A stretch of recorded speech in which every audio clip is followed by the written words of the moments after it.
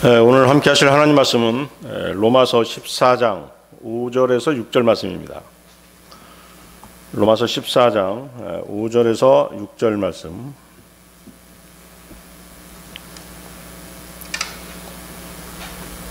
찾으셨으면 제가 받들어 읽겠습니다. 로마서 14장 5절에서 6절 말씀.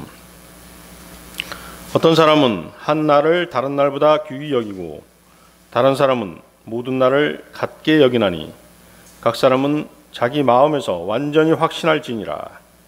나를 중히 여기는 자도 주를 위해 중히 여기고 나를 중히 여기지 아니하는 자도 주를 위해 중히 여기지 아니하며 먹는 자도 주를 위해 먹나니 이는 그가 하나님께 감사드리기 때문이라. 먹지 아니하는 자도 주를 위해 먹지 아니하며 또한 하나님께 감사드리느니라. 오늘 저는 그리스도인이 지켜야 할 원칙들이라는 제목으로 여기 모이신 형제 자매님들과 하나님의 말씀을 함께 나누고자 합니다. 원칙이란 단어 뜻은 많은 경우 또 두루 적용되는 기본적인 규칙이나 법칙을 말합니다. 영어로는 principle, 룰, policy 정도로 해석할 수 있겠습니다. 회사 경영할 때는 경영의 원칙이 있습니다. 학문을 연구하는 사람은 연구 원칙이 있고요. 요즘 정치권에서 자주 쓰이는 말이 법과 원칙이란 말이죠. 법과 원칙. 국민은 누구나 법에 의해서만 지배를 받으며 법 앞에서 모두 평등하다는 원칙을 전제로 해서 나라를 운영하겠다는 것입니다. 산업 현장에는 현장에서 물건을 생산해내는 원리 원칙이 있습니다. 이 원리 원칙대로 하지 않으면 하자가 있는 물건이 생산돼서 못 쓰게 되는 것이죠. 이 원리 또 심지어는 범인을 체포하는 과정에도 미란다 원칙이라는 게 있죠. 미란다 원칙이라는 것을 범인에게 고지해야지만이 체포할 수 있습니다.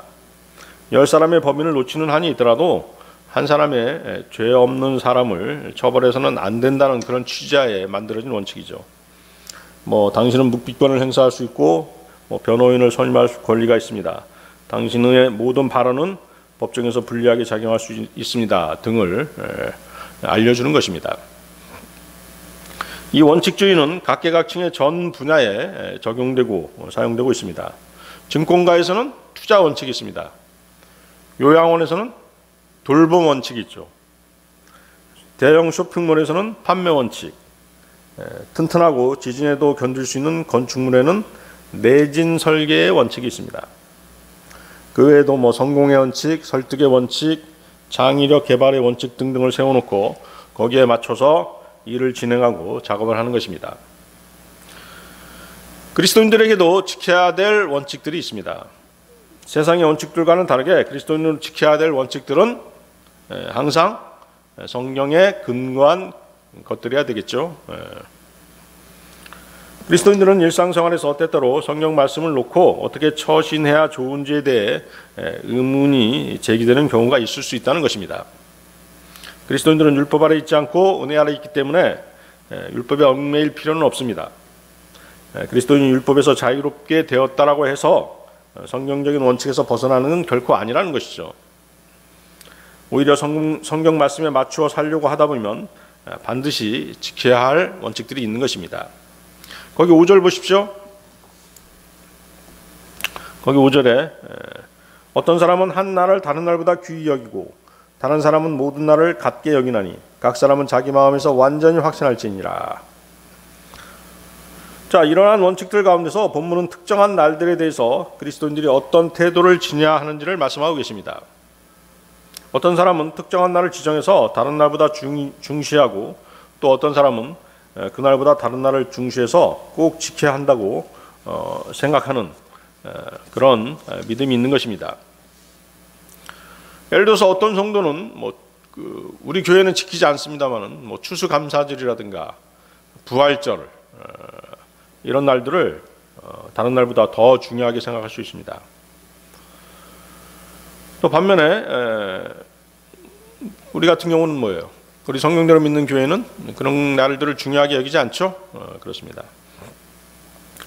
이런 일은 교회 내에서 의견이 불일치하는 것으로 인해서 갈등으로 이어질 수 있는 그런 소지도 있는 것입니다. 물론 교회에서 기념하지 않으면 보통 그렇게 따라오는 게 보통입니다. 그렇지만 이제 그 일반 교회에서 추수감사절이라든가 부활절을 크게 기념했던 사람들은 성경대로 믿는 교회로 옮겨와서 그런 날을 지키지 않는 것에 대해서 의아해하고 의문을 표하기도 합니다. 자, 성경에서 뭐라고 말씀하십니까? 각 사람은 자기 마음에서 완전히 확신할지니라. 기념일에 대한 완전한 확신은 성경대로 하면 되는 것입니다. 주님께서 성경대로 믿는 그리스도인들에게 명령하신 것은 두 가지죠. 어떤 날을 기념하라고 하셨습니까? 무엇을 기념하라고 그랬죠? 무엇을 지키라고 하셨습니까? 두 가지. 주의 만찬과 침례식. 두 가지만 명령하신 거예요. 그래서 우리는 두 가지만 시행하고 있는 것입니다. 다른 기념일들에 대해서는 주님께서 명령하신 바가 없습니다. 그래서 지키지 않는 것이죠. 6절 보십시오. 나를 중히 여기는 자도 주를 위해 중히 여기고 나를 중히 여기지 아니하는 자도 주를 위해 중히 여기지 아니하며. 이 구절은 특정한 날을 지키든 안 지키든 하나님을 공경하려는 의도로 그렇게 해야 함을 강조하고 있습니다. 중요한 것은 구체적인 행동이나 관행이 아니라 그 뒤에 숨은 마음이죠. 어떤 마음가짐을 가지고 중히 여기고 중히 여기지 않느냐는 것입니다. 중요한 것이 무엇이라고요? 행동이나 관행이 아니라 마음이라는 것입니다. 특정한 날을 지키는 사람은 하나님께 영광을 돌리는 사람이고 지키지 않는 사람은 하나님을 욕되게 하는 사람이라는 판단은 잘못된 것이라는 것입니다. 기념일은 둘째치고 일요일에 어떻게 할 것인가 하는 문제를 놓고도 의견이 갈릴 수 있습니다. 일요일 한우는 주님을 위해 써야 하기 때문에 오전 오후 교회 일정이 끝나더라도 집에서 조용히 지내는 것이 좋다라고 여기는 사람이 있는가 하면 일요일에 교회 일정이 끝나면 낚시나 운동을 하러 가서 스트레스도 풀고 심신을 단련해야 한다는 사람도 있다는 것입니다. 이런 각자의 결정에 대해서 성경대로 믿는 교회는 시시비비를 가릴 필요를 느끼지 않습니다. 왜? 성경에 아무런 규제도 없기 때문이죠. 단 자기 확신을 세우는 데 있어서는 첫째로 믿음으로 해야 되겠죠. 둘째는 그 확신이 비방받지 않게 해야 됩니다. 셋째, 다른 형제 자매들에게 미칠 영향을 고려해서 결정해야 합니다. 다른 그리스도인들이 일요일에 낚시하러 가고 운동하러 간다고 해서 비난할 필요도 없고 자신이 일요일에 운동하러 간다고 해서 떳떳하게 여기지 못할 이유도 없다는 것입니다. 중요한 것은 위의 열거한 원칙에 맞느냐는 것이지 어느 날이 더 소중하다고 일방적으로 생각할 문제가 아니라는 것입니다. 자, 몇 가지 원칙을 얘기했습니까? 믿음으로 해야 되고 비방받지 않게 해야 되고 다른 형제자매들에게 미칠 영향을 고려해달라는 것입니다.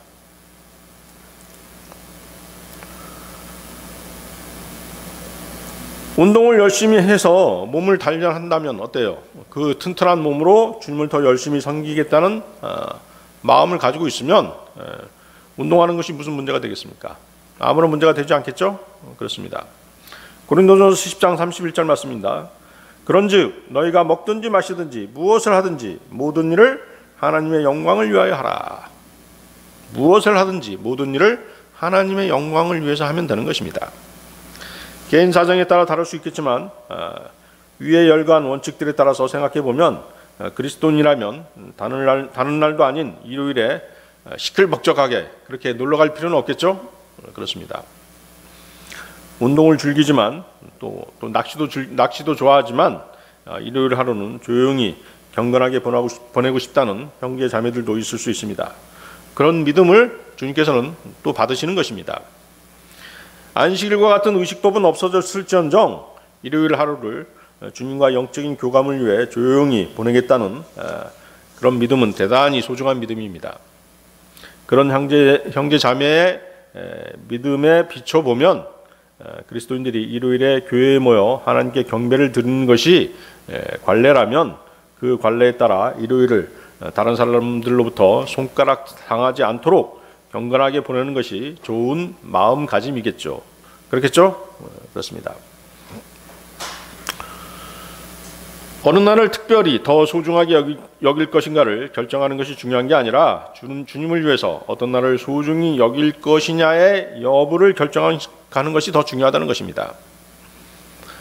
그러나 성경이 말씀하시는 원칙들을 무시하고 인위적으로 규칙들을 만들어 놓고 그 규칙대로 하지 않는다고 비난하고 사람들을 부질없이 속박하는 것은 잘못된 것이라는 것입니다.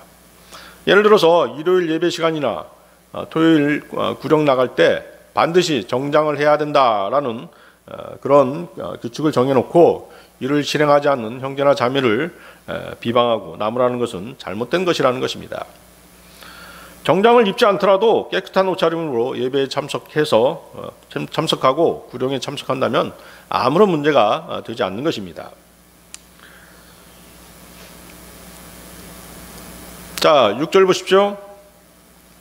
먹는 자도 주를 위해 먹나니 이는 그가 하나님께 감사드리기 때문이라. 먹지 아니하는 자도 주를 위해 먹지 아니하며 또한 하나님께 감사드리니라. 자, 어떤 형제 자매는 구약 율법에 따라 부정한 것으로 간주되는 특정 음식을 피하는 반면 다른 지체는 식단에 제한을 두지 않을 수 있습니다. 자, 그런 사람들 있죠? 구약 율법에서 먹지 말라는 부정한 음식으로 간주되는 것들이 있지 않습니까? 그렇죠? 하나님께서 이런 것들을 먹지 말라고 그랬으니까 율법에 명시되어 있더라도 율법은 폐해졌지만 신약이 와서 폐해졌지만 나는 이런 음식을 먹지 않을 거야 라고 그렇게 생각하는 형제 자매들이 있는가 하면 이제 율법이 폐해졌으니까 율법에 따를 필요 없어, 나는 내가 먹고 싶은 거 다 먹을 거야 이렇게 생각하는 형제 자매들도 있다는 것이죠. 그래서 무엇을 먹고 마시는 것이 중요한 것이 아니라 식습관에 상관없이 하나님께 영광을 돌리고 감사하는 마음으로 먹는 것이 중요하다는 것입니다. 자신의 신념과 관행을 따르라고 고집하기보다는 성도 간의 차이점을 존중하고 수용하는 것이 더 중요한 것입니다. 이것은 그리스도인으로서의 연합이 외적인 관습이 아니라 그리스도에 대한 공통된 믿음에 기초해야 한다는 것입니다. 각 사람이 성경 말씀에 따른 자신의 말씀에 확신을 갖고 행해야지 사람들의 주장이나 관행에 따라서는 안 된다는 것입니다. 골로새서 2장 한번 보시죠. 골로새서 2장 한번 보세요. 2장 16, 17절 한번 보십시오.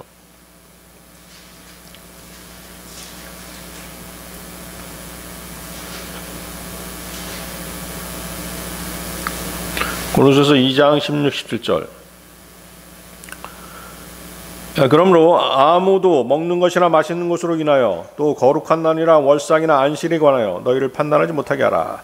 그것들은 다가올 것들의 그림자이거니와 몸은 그리스도께 속해 있느니라. 거기다 밑줄 쳐보십시오. 아무도 먹는 것이나 마시는 것, 또 거룩한 날이나 월삭이나 안식일. 자, 거기 먹는 것이나 마시는 것, 거룩한 날이나 월삭이나 안식일, 이것은 언제 지켜졌던 것들입니까? 구약에 시켰던 것, 구약 율법입니다. 자, 그래서 거기 뭐라고 되어 있어요? 이런 것들은 다 뭐다? 다가올 것들의 그림자다. 이렇게 말씀하고 계시죠? 여러분이 어떤 음식을 먹든 그것은 여러분의 영적 상태에 아무런 영향도 미치지 못한다는 것입니다. 먹는 것이나 마시는 것은 구약 율법의 일부였던 유대인들의 음식 규례를 가리킵니다.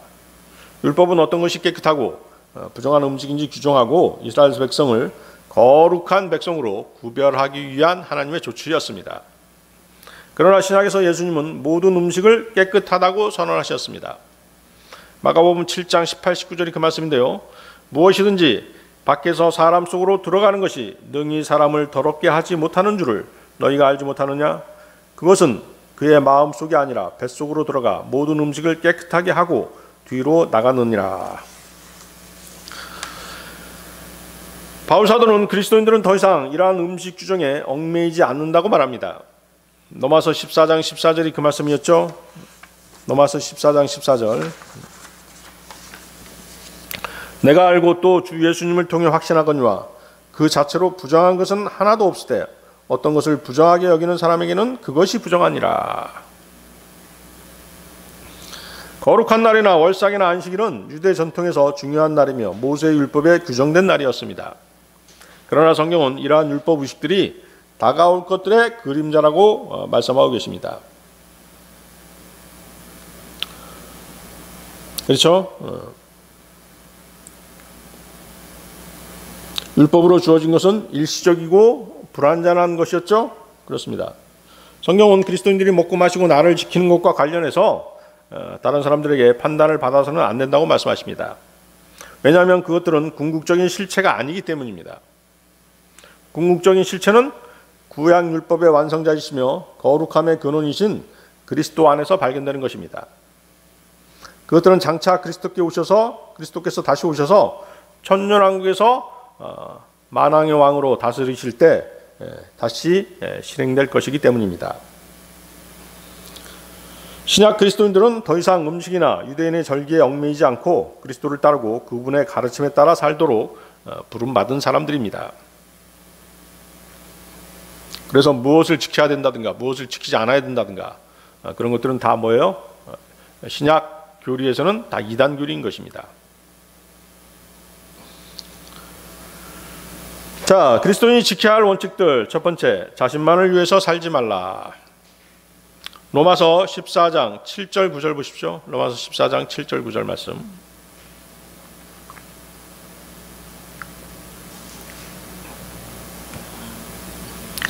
로마서 14장 7절에서 9절 말씀.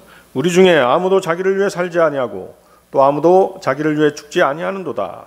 우리가 살아도 주를 위해 살고 죽어도 주를 위해 죽나니 그러므로 살든지 죽든지 우리가 주의 것이로다. 이 목적을 위해 그리스도께서 죽으시고 일어나사 다시 살아나셨으니 이것은 그분께서 죽은 자와 산 자의 주가 되려 하심이라. 자, 이 말씀은 사실 쉽지 않는 진리의 말씀이죠. 자신을 위해 살고 자신을 위해 죽는다는 것은 남이야 뭐라고 하든지 아무도 의식하지 않고 아나무인격으로 행동하며 사는 사람을 말합니다. 사실 이런 사람을 그리스도인이라고 인정해 주기는 어렵겠죠? 그렇습니다. 오직 자기만을 위해서 살겠다. 그런 이기적인 사람을 그리스도인이라고 인정하기는 쉽지 않습니다. 세상 사람들도 최소한 다른 사람들에게 피해를 안 주며 살려고 노력하는데 그리스도인이라는 사람이 제멋대로 산다는 것은 있을 수 없는 일입니다. 그래서 본문 말씀은 우리 중에 아무도, 즉 그리스도인들 중에는 이런 사람들이 없다는 말씀입니다. 그리스도인들은 살아도 주를 위해 살고 죽어도 주를 위해 죽는 사람들입니다. 그렇습니까? 그럴 각오가 있으신가요? 아울러 자신의 말과 행동이 남에게 미칠 영향을 생각하며 살아가는 사람들이 그리스도인들인 것이죠. 특히 같은 믿음 안에 있는 지체들뿐만 아니라 장차 복음을 위해서 세상 사람들에게 미칠 영향을 의식하며 살아가는 사람이 그리스도인입니다. 어떤 가정이든 또 어떤 단체든 어떤 직장에 속했든지 내가 주위 사람들에게 복음을 어떻게 전할 것인가 라고 생각한다면 어떻겠습니까? 자신의 처신을 잘 해야 되겠죠? 그렇습니다. 모범적인 생활을 해야 되는 것입니다. 자신만을 위해서 살아서는 안 된다는 것이죠. 또 뭐예요? 지체들을 실족시키지 않고 또 상처를 주지 않기 위해서 함부로 말하고 처신하면 안 되는 것입니다. 세상 죄인들에게는 장차 뭐예요? 복음을 전하기 위해서 좋은 관계를 유지해야 되는 것입니다. 따라서 그리스도인은 항상 누군가가 자신을 지켜보고 있다는 생각을 가지고 살아야 합니다. 가정에서는 구원받지 않은 부모 형제들이, 직장에서는 직장 상사를 비롯한 직원들이 그리스도인이라고 신분을 밝힌 자신을 예의주시하고 있음을 알아야 합니다. 그리스도인이 된 후 처신이 분명히 달라져야 함은 물론이겠죠. 여러분의 그런 변화된 모습을 보고 사람들이 여러분이 전한 복음을 듣기 원하는 것입니다. 빌립보서 1장 27절 말씀인데요. 오직 너희 행실을 그리스도의 복음에 합당하게 하라. 오직 너희 행실을 그리스도의 복음에 합당하게 하라. 이 말씀은 주님의 십자가의 죽으심과 부활하심에 대한 진리뿐만 아니라 구원받은 이후의 행실에 관한 모든 진리들도 포함되는 말씀입니다. 그리스도인들이라면 자신 안에 주님을 모시고 있는 사람들이고 그리스도의 심판석에서 주님께 회개 보고해야 하는 사람들이기에 주님께서 지켜보고 계시다는 생각을 항상 염두에 두고 처신하는 것이 현명한 태도일 것입니다. 자, 거기 또 7절 보십시오. 7절, 로마서 14장 7절. 우리 중에 아무도 자기를 위해 살지 아니하고 또 아무도 자기를 위해 죽지 아니하는도다. 자, 이 말씀이 어떻습니까? 이 말씀이 부담스럽다면 그동안 좀 이기적으로 살아왔다는 증거입니다. 과거 구원받기 전 또 성경대로 믿는 사람의 대열에 동참하지 않았을 때에는 이런 의식이 없었을 것입니다. 그러나 이제 진리의 지식을 알게 된 성경대로 믿는 그리스도의 삶은 어떻게 해서든지 다른 사람들에게 좋은 영향을 끼치고 복음의 진리에 합당한 삶을 살아야 되는 것입니다. 그리스도인이 자신만을 위해 살지 않고 타인을 배려하는 삶, 그리고 복음에 합당한 삶을 위한 몇 가지 원칙이 있습니다. 첫째로 나의 이 생각과 행동이 과연 하나님을 기쁘시게 하는 것인가. 둘째는 주님께서 다시 오실 때 나는 그분께 어떤 사람으로 발견될 것인가. 세 번째는 내가 지금 하고 있는 일을 축복해 달라고 주님께 기도할 수 있는가. 네 번째, 그 일로 인해서 하나님께 감사할 수 있는가. 여러분이 어떤 일을 하고 있을 때 그 일을 축복해 달라고 하나님께 요청할 담대함이 없고 그 일의 결과로 하나님께 감사와 찬양과 영광을 돌릴 수 없다면 그 일은 절대로 해서는 안 되는 일일 것입니다. 이것들 외에도 한 가지 더 추가한다면 다섯 번째, 이러한 나의 행동이 다른 그리스도인들을 실족하게 하지는 않는가를 염두에 두어야 하는 것입니다. 이상의 원칙에 합당하면 그 일은 옳은 일이고 그 일을 통해서 다른 사람들에게 좋은 영향을 미칠 수 있으며 자신만을 위한 삶을 살지 않게 될 것입니다. 8절 보십시오. 우리가 살아도 주를 위해 살고 죽어도 주를 위해 죽나니 그러므로 살든지 죽든지 우리가 주의 것이로다. 여러분이 자신만을 위해서 살지 않고 다른 사람을 의식해서 산다면 주위 사람들은 여러분들에게 아주 선하고 좋은 영향을 받을 것이 분명합니다. 그런데 주님께서 흘리신 피값으로 사신받은 여러분이 살아도 주를 위해 살고 죽어도 주를 위해 죽는다면 세상 사람들은 아마도 여러분을 이해하지 못할 것입니다. 그렇다고 하더라도 주님께서는 여러분을 지켜보고 계십니다. 그러므로 그리스도인은 자신이 주를 위해 살고 주를 위해 죽는 것이 설사 세상 사람들에게는 인정받지 못하고 주목받지 못할지라도 걱정할 필요는 없는 것이죠. 주님께서는 그런 여러분을 기쁘게 받으시기 때문입니다. 고린도전서 6장 20절 말씀입니다. 주께서 값을 치르고 너희를 사셨느니라. 그런즉 하나님의 것인 너희 몸과 너희 영으로 하나님께 영광을 돌리라. 그렇죠? 구원받은 그리스도의 몸은 주님의 것입니다. 자, 9절을 보십시오. 9절. 이 목적을 위해 그리스도께서 죽으시고 일어나사 다시 살아나셨으니 이것은 그분께서 죽은 자와 산 자의 주가 되려 하심이라. 여러분을 값주고 사시려고 그리스도께서는 십자가에서 피 흘려 죽으시고 다시 살아나신 것입니다. 그런즉 여러분의 주인은 그리스도이십니다. 여러분은 살아있는 동안 주님의 소유로 살다가 죽어서도 주인이신 주님께로 돌아가게 될 것입니다. 우리를 자신의 피값으로 사신 분은 창조주 하나님이십니다. 그리스도인은 주님의 소유물이라는 사실을 항상 기억하고 그 사실에 순응해서 산다면 여러분이 살든지 죽든지 모든 것은 주님이 결정한다는 사실에 아멘 할 수 있을 것입니다. 그리스도인이 지켜야 할 원칙들, 두 번째, 여러분의 선한 것이 비방받지 않게 하라. 여러분의 선한 것이 비방받지 않게 하라. 거기 보십시오. 로마서 14장 16, 19절입니다. 로마서 14장 16, 19절. 그러므로 너희의 선한 것이 비방을 받지 않게 하라. 하나님의 왕국은 먹는 것과 마시는 것이 아니요 오직 성령님 안에서 의와 화평과 기쁨이니라. 이것들 안에서 그리스도를 섬기는 자는 하나님께서 받아주시며 사람들에게 인정을 받느니라. 그러므로 우리가 화평을 이루는 일들과 서로를 세워주는 데 필요한 일들을 따를지니라. 여러분의 행동이 성경 말씀에 비추어 떳떳하고 기준이 올바르며 동기가 순수하고 목적이 정당하다면 아무도 여러분이 행하는 일들을 비방하지 못할 것입니다. 그리스도인은 무슨 일을 하든 옳은 일을 하되 그 일이 옳기 때문에 아무도 비난받지 못할 그런 일들을 해야 합니다. 자, 그러므로 거기 보십시오. 그러므로 너희의 선한 것이 비방을 받지 않게 하라는 말씀은 너희는 누가 비방하더라도 그 비방이 정당한 비방일 수 없는 그런 선한 일을 하라는 것입니다. 트집 잡지 못하게 하라는 것이죠. 그렇지만 어떻습니까? 우리가 신앙생활을 하다 보면 우리 그리스도인이 옳은 일을 한다고 하더라도 그 일을 비방하고 회방하는 자들은 반드시 있기 마련입니다. 그리스도인들이 하는 일은 영적인 일들이기 때문에 마귀의 직접적인 공격, 또 마귀에게 이용당한 자들의 공격, 또 마귀의 영에 관계되는 구원받지 못한 사람들의 회방이 있을 수밖에 없는 것입니다. 그런즉 아무에게도 비방받지 않을 옳은 일을 찾아내기란 사실상 어렵습니다. 그렇죠? 그렇습니다. 그러나 여러분이 하는 일이 선하고 옳으면 그들이 뭐라고 비방하더라도 하나님께서는 결코 마귀 편인 그들의 손을 들어주시지 않으실 것입니다. 정당한 비방이 아닌 한 그들의 비방은 억지요 트집이며 거짓이기 때문입니다.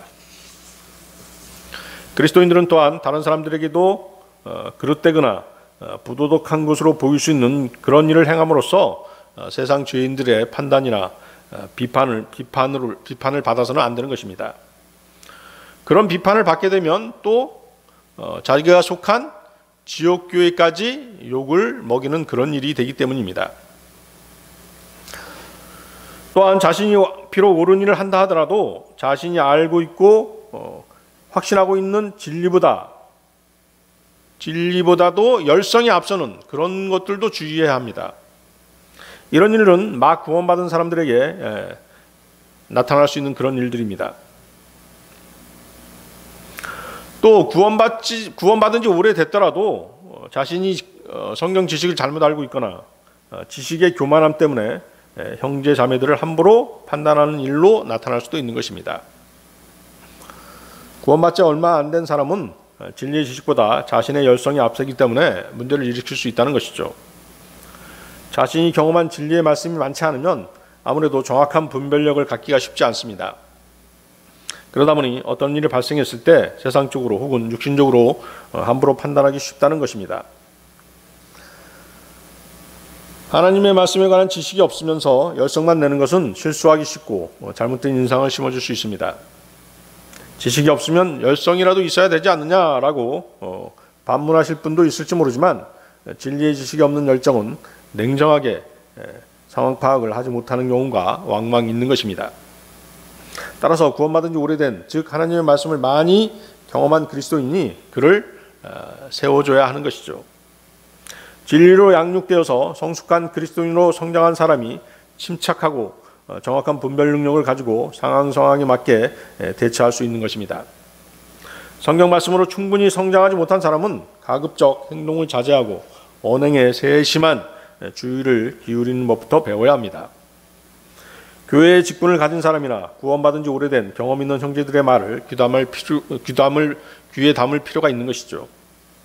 특히 거리 설교와 구령 활동에 참여할 경우 어떻게 하는 것이 더 효율적으로 그리스도를 증거할 수 있는지 하나님께 지혜를 달라고 기도하시고 성숙한 그리스도인들로부터 열심히 배우도록 해야 합니다. 자신의 고집을 앞세워 설교하고 구령할 경우 실패하기 십상이고 오히려 역효과를 불러일으켜서 구령의 열매도 없이 지쳐버릴 수 있는 것입니다. 로마서 12장 18절 말씀입니다. 가능하다면 너희가 할 수 있는 대로 모든 사람과 화평하게 지내라. 모든 사람과 화평하게 지내는 것이 가능하다면 그렇게 하라는 말씀입니다. 먼저는 교회 내에 있는 지체들하고 화평하게 지내야 되겠죠. 그 다음에 이제 세상 사람들입니다. 만약 그것이 불가능하다면 자신의 힘이 닿는 데까지 최선을 다해서 모든 사람들과 화목하게 지내되 여의치 않으면 기도를 통해서 성령님의 도우심을 구하라는 것입니다. 만약 그래도 안 되면 한 발 물러서는 게 좋습니다. 거리에서 설교하고 복음을 전하다 보면 아주 끝까지 지독하게 시비를 걸고 방해하는 사람이 있습니다. 아예 그 기다리고 있는 사람이 있죠. 우리가 나타나길 기다리고 있는 사람도 있어요. 그래서 우리가 바로 이제 뭐예요? 설교하고 구령하면 나와서 시비 거는 사람이 있는 것입니다. 그렇더라도 그 사람과 잘 타협해서 그 사람이 요구하는 그런 조건들에 맞춰주는 게 중요합니다. 소리가 너무 크다고 하면 스피커의 볼륨을 줄이고 또 시간 약속을 해서 정해진 시간만 정확하게 구령 활동을 하고 그곳을 떠나든가 함으로써 충돌을 피하라는 것입니다. 거리에서 설교하고 구령하는 것 말고도 살아가는 동안에 잘못한 것도 없고 그 사람에게 책 잡힐 만한 일을 한 것도 아닌데 쫓아다니면서 자신을 괴롭히는 사람이 있을 수 있습니다. 그렇죠? 직장 내 괴롭힘 그런 거 있을 수 있죠? 그렇습니다. 그렇더라도 그 사람에게 맞받아치지 말고 최선을 다해 설득하거나 그것이 안 되면 입을 다물고 있는 게 좋습니다. 그래도 그치지 않는다면 그 사람의 괴롭힘이 그치지 않는다면 어떻게 될까요? 그리스도인이 할 일은 오직 한 가지, 기도하는 것밖에 없습니다. 그러면 주님께서는 여러분을 다른 데로 떼어놓든지 그 사람을 여러분에게서 떼어놓든지 아니면 그 사람이 자신의 잘못을 깨닫게 하셔서 사과를 하게 하시든지 그렇게 하실 것입니다. 자신이 옳더라도 나서서 목소리를 높이고 언쟁을 하고 감정 싸움을 하게 되면 혼란만 일으키고 문제는 해결이 안 되면서 잘못된 인상만 심어줄 수 있기 때문입니다. 그리스도인이 세상 사람들과 다르게 그리스도인이 잘못된 인상을 심어주게 되면 어떻습니까? 나중에 복음을 전할 기회를 잃어버리게 되는 것이기 때문입니다. 그러므로 그리스도인은 복음을 위해서 참는 용기가 이때 필요한 것입니다. 다른 때 필요한 것이 아니죠. 이때 필요한 것입니다. 그리스도인이 지켜야 할 원칙들 세 번째, 그리스도 안에 형제 자매를 약하게 하지 말라. 그리스도 안에 형제 자매들을 약하게 하지 말라. 거기 로마서 14장 20절 21절 보십시오. 로마서 14장 20절 21절.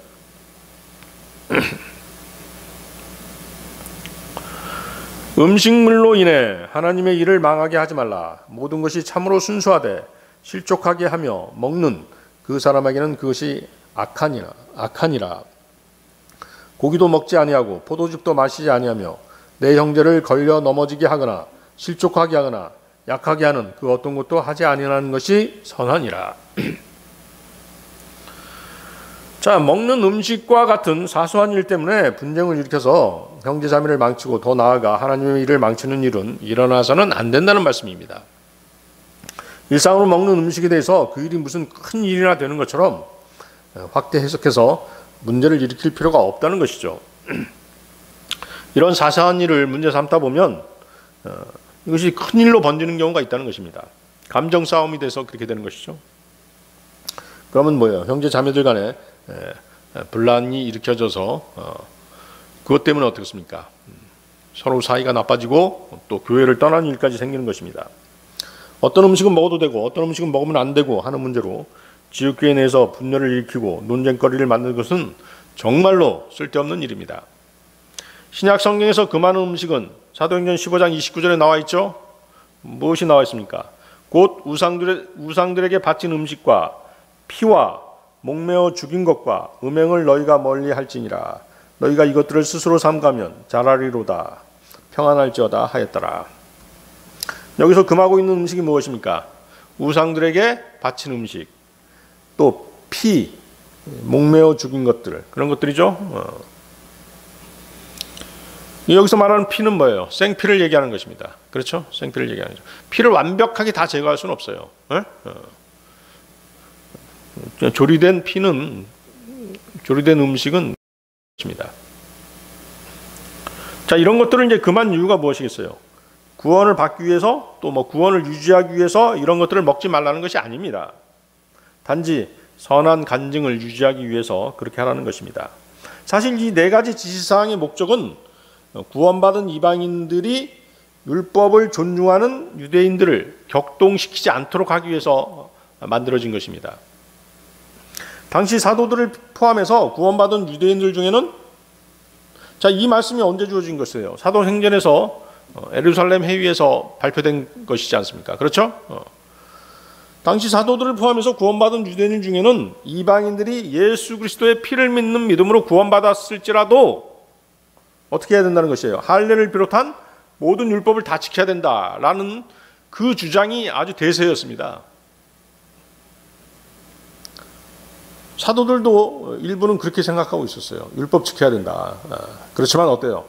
오랜 수기 끝에 성령님의 지시하심으로 사도들은 이런 결론을 내린 것입니다. 우상들에게 바친 음식, 피, 목매어 죽인 거, 음행, 이것을 멀리하자. 자, 그래서 사도행전 15장 7절에서 10절에서 어떤 얘기합니까? 여러분들 사도행전 15장 7절 10절 한번 보세요. 그때 당시 뭐라고 결론이 났냐면, 그것을 베드로가 지금 발표하죠. 사도행전 15장 7절에 10절.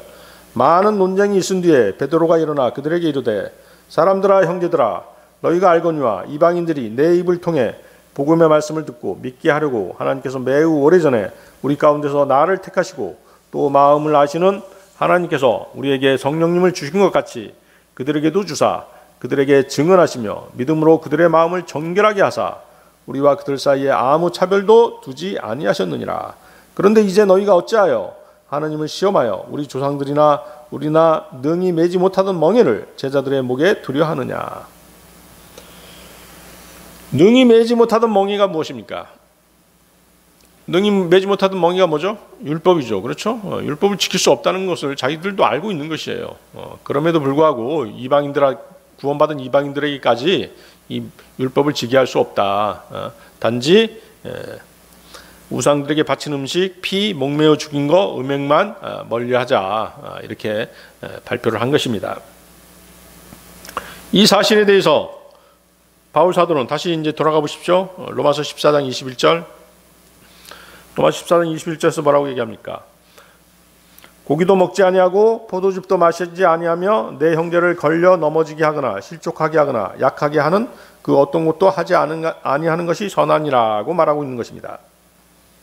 이 말씀에서 다시 어떤 규칙이 제시되고 있죠? 어떤 규칙입니까?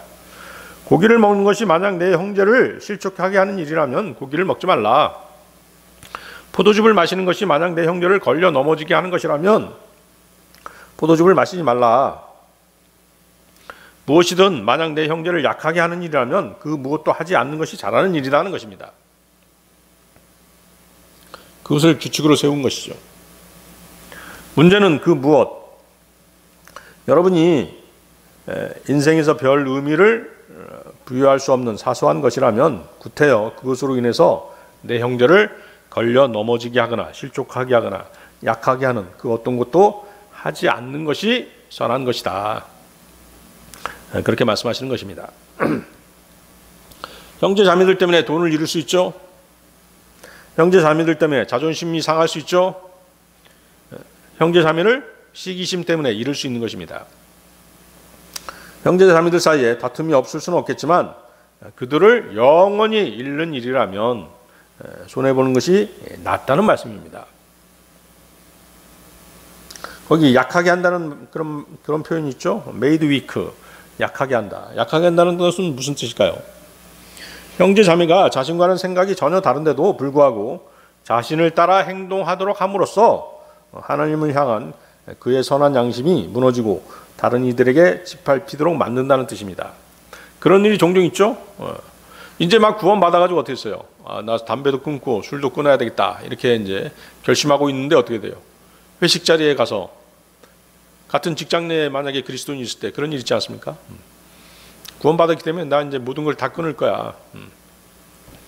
술 담배 다 끊을 거야 이렇게 결심하고 있는 형제한테 어떻게 돼요?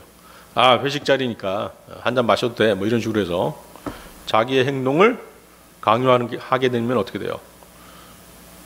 주님을 향한 그 선한 형제의 양심이 더럽혀지게 되겠죠? 그것은 뭐예요? 그게 바로 약하게 하는 것이에요. 그런 행동을 하면 안 된다는 것이죠. 이해하시겠습니까? 그래서 그렇게 돼가지고 그 형제 자매가 다시 술 담배를 다시 하게 된다면 어떻게 되겠어요? 그 형제 자매는 어떻게 해요? 간증을 잃어버리겠죠? 간증을 잃어버리고 뭐예요?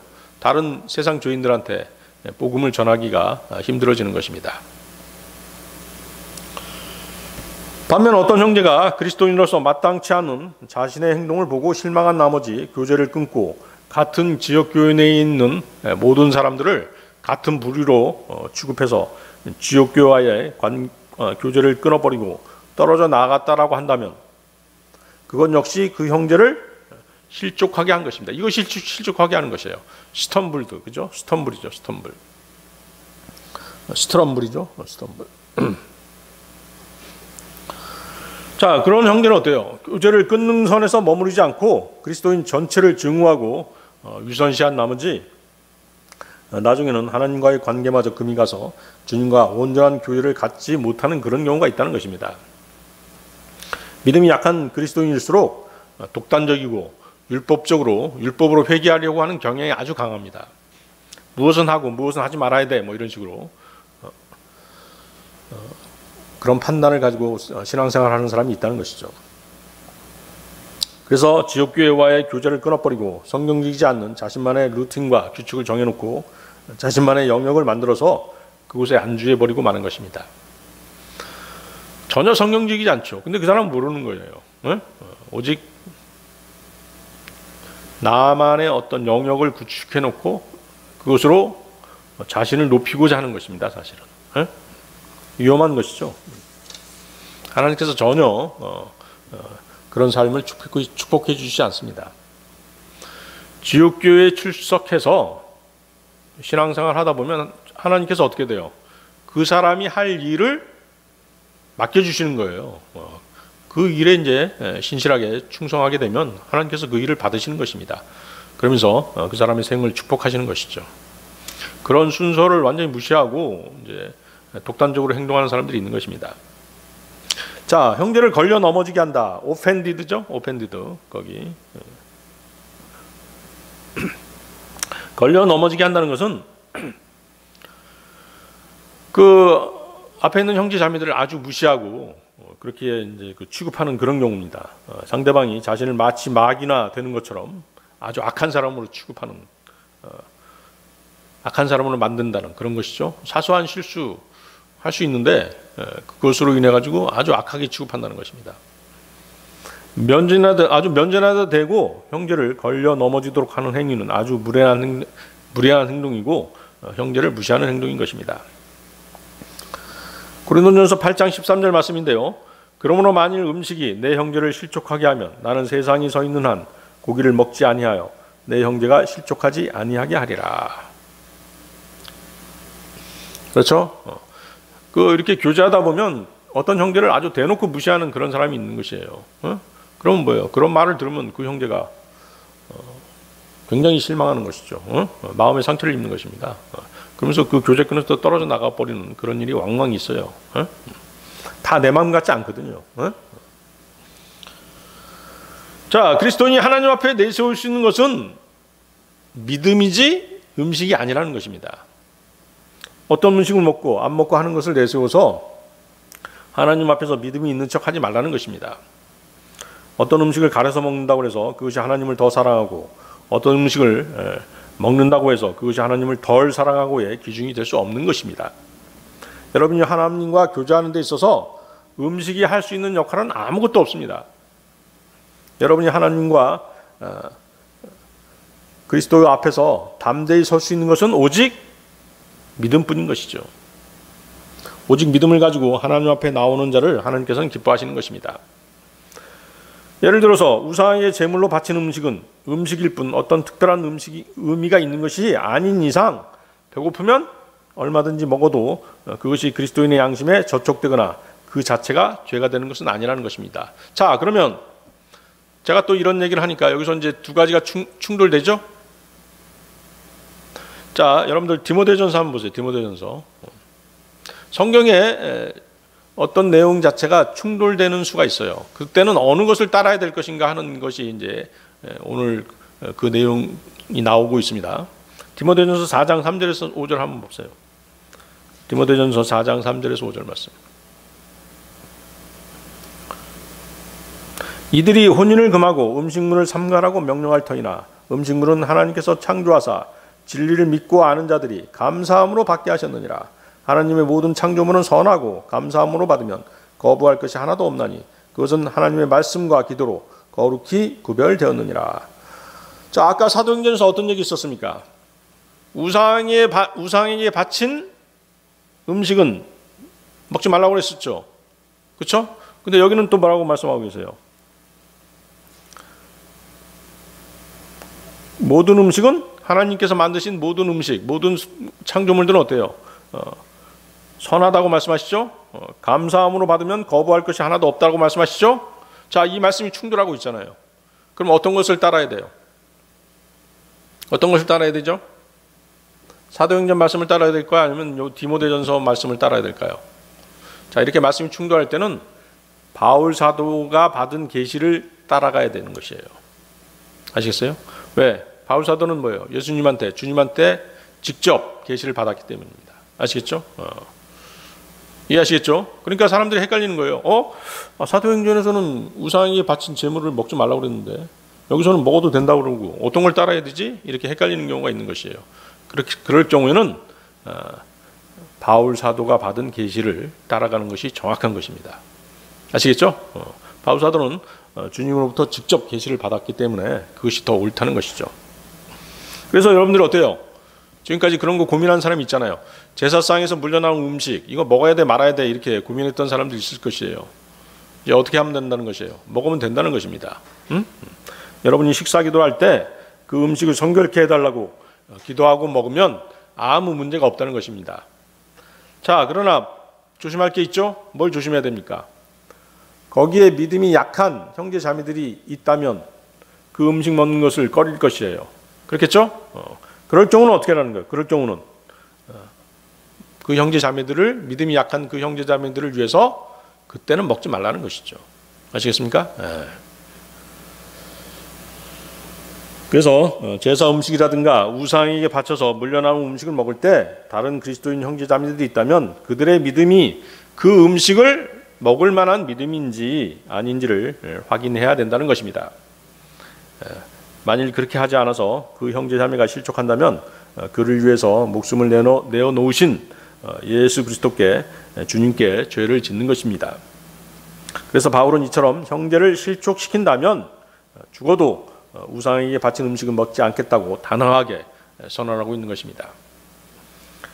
그래서 고린도전서 8장 9절 말씀을 보면 오직 너희의 이 자유가 약한 자들에게 결코 걸림돌이 되지 않도록 조심하라.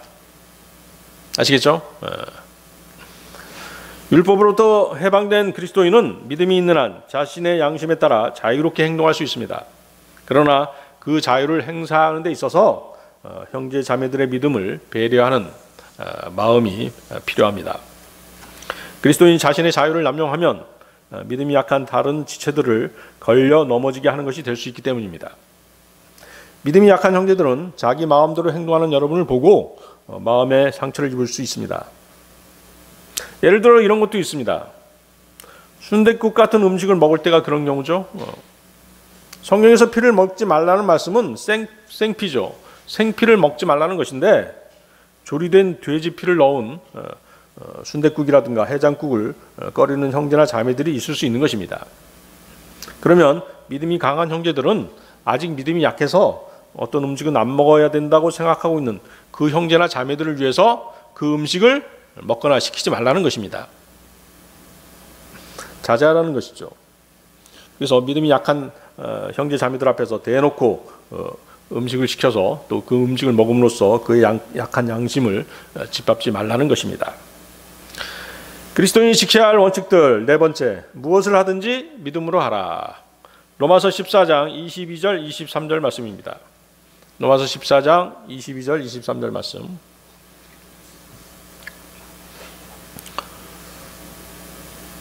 내게 믿음이 있느냐? 그것을 하나님 앞에서 너 자신을 위해 가지고 있으라. 자기가 허용하는 그것으로 인해 자기를 정죄하지 아니하는 자는 행복하도다. 의심하고 먹는 자는 정죄를 받나니 이는 그가 믿음을 따라 먹지 아니하기 때문이라. 무엇이든지 믿음에서 나지 아니하는 것은 죄니라. 자, 본 구절은 다른 사람을 위해 자신의 권리와 자유를 제한할 수 있어야 한다는 말씀입니다.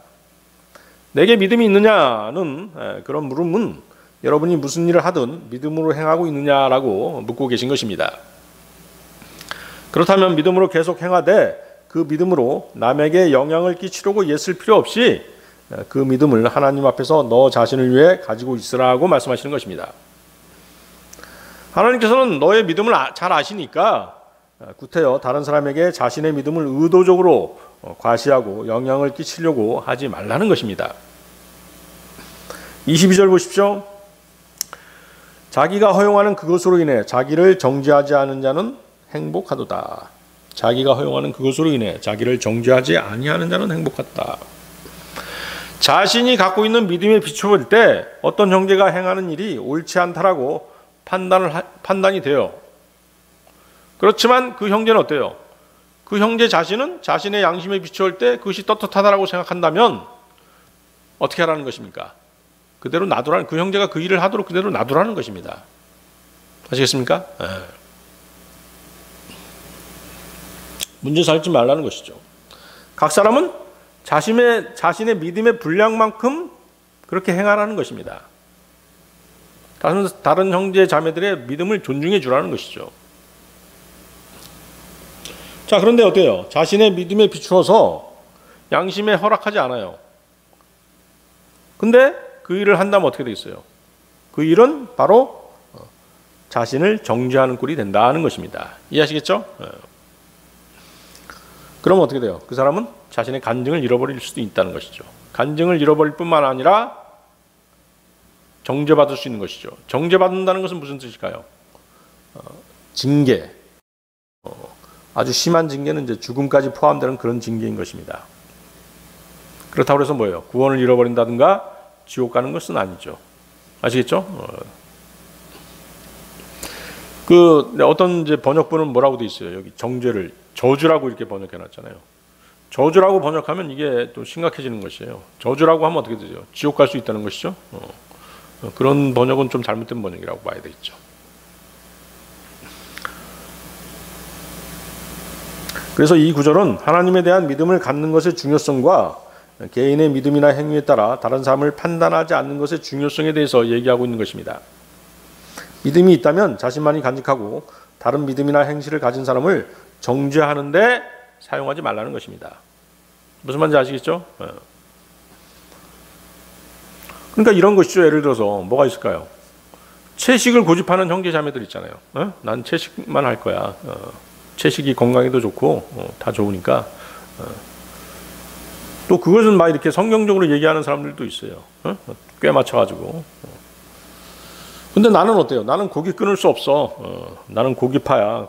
나는 계속 고기 먹을 거야. 이렇게 주장하는 사람들도 있습니다. 각자의 믿음대로 선택을 하는 것이죠.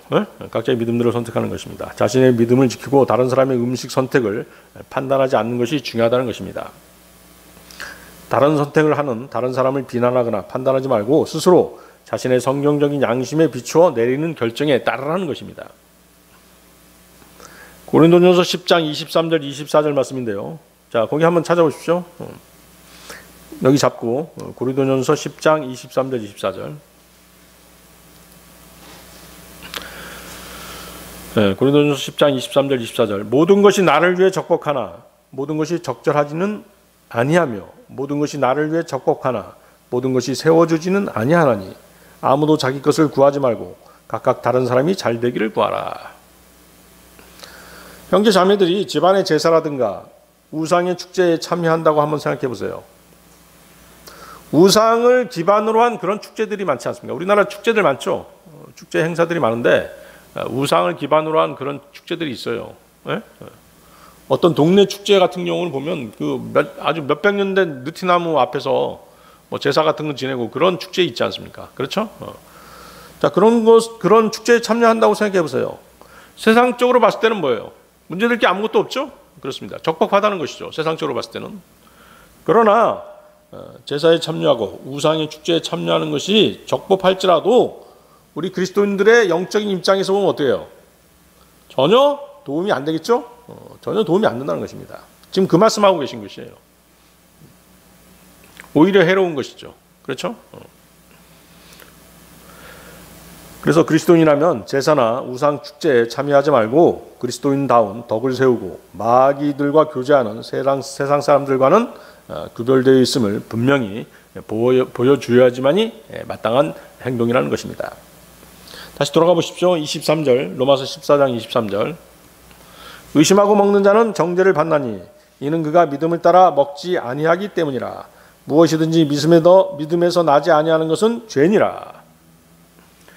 자신의 양심에 비추어서 옳다는 확신이 서지 않은 채 의심하면서도 자신의 양심에 반해 어떤 음식을 먹거나 어떤 일을 행한다면 그것은 스스로를 정죄하는 것이 된다는 말씀입니다. 왜냐하면 그것은 믿음으로 먹거나 행한 것이 아니기 때문입니다. 자신의 믿음에 반하는 행동을 하는 것은 자신의 믿음을 스스로 짓밟는 행위라는 것이죠. 이것은 믿음에서 나지 않은 것을 행했기 때문에 죄를 짓는 것입니다. 따라서 스스로를 정죄한 것입니다. 자, 무엇이든지 믿음에서 나지 않은 것은 죄니라. 믿음의 양심에 비춰 조금이라도 의심스럽다면 손대지 말라는 것입니다. 행하지 말라는 것입니다. 무엇이든지 자신의 믿음의 분량대로 행하는 것이 가장 안전한 것입니다. 자, 아까 얘기했죠. 정죄되었다. damned죠. damn. 그래서 그 정죄라는 것은 지옥에 떨어지는 영원한 정죄가 아니라 현세에서 어려움에 봉착하는 징계, 일시적인 징계, 그죠? 그런 것들을 얘기하는 것입니다. 고린도전서 11장 29절에 같은 표현이 있습니다. 합당하지 않게 먹고 마시는 자는 주의 몸을 분별하지 못하고 자기를 위하여 정죄를 먹고 마시느니라. damnation, 정죄, 그죠? 정죄라고 번역하는 것이 마땅합니다. 이 정죄로 인해서 어떤 징계를 받고 그 징계 가운데는 어떤 질병에 걸린다든가 죽음까지도 포함되는 그런 어려움에 다다를 수 있다는 것입니다. 그렇지만 지옥에 가는, 구원이 취소되는 그런 정죄는 아니라는 것입니다. 자, 믿음에서 나지 아니하는 것은 죄니라. 자신이 하고 있는 일이 죄인지 여부를 판단하는 기준은 아주 간단하죠. 간단합니다. 자신이 하고 있는 일이 하나님의 영광을 위해서 하는 일인가? 그래서 하나님께서 나에게 그 일을 하도록 허용하고 계신가? 내가 하고 있는 일은 정녕 하나님의 말씀에 비추어 인정받을 만한 일인가? 그것으로 판단해야 되는 것입니다. 여러분들의 영적 분별력이면 분명히 판단할 수 있죠? 판단할 수 있습니다. 여러분들의 그 육신적인 욕심 이런 것들이 지나치지 않다면 다 조절할 수 있는 것들이에요. 자제할 수 있는 것이죠. 그래서 다른 사람들이 뭐라고 하든 상관하지 말고 그 일을 축복해 주시고 은총을 내려달라고 하나님께 요청할 수 없다면 그 일은 무엇인가 잘못된 일입니다. 그러면 여러분은 그 일에서 손을 떼야 되는 것입니다. 자, 오늘 설교의 결론입니다. 자, 우리 밴드에도 올라왔던 얘기죠. 이번 튀르키예 대지진 뉴스에서 주목받는 곳이 있죠. 그렇습니다. 바로 튀르키예의 그 작은 도시 에르진이라는 곳이 주목받고 있습니다. 수만 명의 사상자가 속출하는 가운데 지진 지역에서 불과 20분 정도 떨어진 그 지역 에르진이라고 하는 지역인데요. 그 지역은 아주 안전했습니다. 넘어진 건물도 없고 부상당한 사람도 한 명도 없는 그런 안전한 지역이 되어버렸습니다. 어떻게 이 지역은 그렇게 안전하고 평범한 일상을 지낼 수 있게 되었는가라고 각 언론 매체에서 조명하고 있죠. 두세 사람이 모이는 작은 공동체부터 다수가 살아가는 국가까지 모든 사회에는 규칙과 원칙 그리고 약속이 존재하는 것입니다. 이번 지진 사태는 이 원칙과 규칙을 어떻게 지켰는지에 따라 생사가 오가는 무서운 결과로 나타났던 것입니다. 에르진에서는 건물 한 채도 무너지지 않았을 뿐만 아니라 어떠한 인명피해도 없었다고 합니다. 그것은 바로 에르진시의 리더인 웨케슈 엘마솔루 시장의 결단력 때문이었습니다. 우리는 불법 건축을 허용하지 않았다라고 웨케슈 엘마솔루 시장은 단호하게 말합니다. 시장의 단호한 불법 건축 제재 정책에 대해서 일각에선 이 나라에 당신 말고는 정직한 사람이 없느냐라고 비판하고 조롱했지만 시장은 끝까지 원칙을 고수하면서 신념을 굽히지 않았다라고 합니다. 가족에게조차 예외를 두지 않은 시장의 반듯한 원칙 지키기가 대지진과 같은 참사가 닥쳤을 때 도시 전체를 안전하게 지킬 수 있었던 노아의 방주가 되었던 것입니다. 불법과 편법, 불의는 타협의 대상이 될 수 없습니다. 교육을 하는 곳에서는 교육법을 지켜야 합니다. 건축을 하는 곳에서는 건축법을 지켜야 합니다. 내구성이 강한 건물을 짓자고 한다면 밖에서 가해지는 외력에 충분히 견딜 수 있는 내력이 필요합니다. 그리스도인은 바른 성경에 입각한 바른 원칙으로 신앙생활을 해야 합니다. 그래야 영적 전쟁과 같은 외력이 발생했을 때 그동안 강력히 고수해온 성경적 원칙인 내력이 드디어 그 위력을 발휘할 수 있는 것입니다. 그리스도인은 자신을 돌보는 각자만의 다양한 방법들이 있을 수 있습니다. 문제는 내가 나를 돌보고자 하는 믿음이 내 안에 있느냐는 것입니다. 그리스도인은 그 믿음을 성경적 원칙에 두어야 합니다. 내 안에 성경 말씀에 근거한 충만한 내력, 즉 하나님을 바르게 섬기고자 하는 원칙이 있어야만 힘든 고난의 시기를 잘 견딜 수 있고 영적 전쟁에서 승리할 수 있는 것입니다. 우리 믿음 생활의 여정은 끝없는 외력과 내력의 싸움입니다. 여러분에게는 육신과 세상과 영적 전쟁에 맞설 어떤 내력이 있으십니까? 성경적 원칙이 바로 이러한 외력에 맞설 그리스도인의 내력인 것입니다. 네, 다 같이 기도하시겠습니다.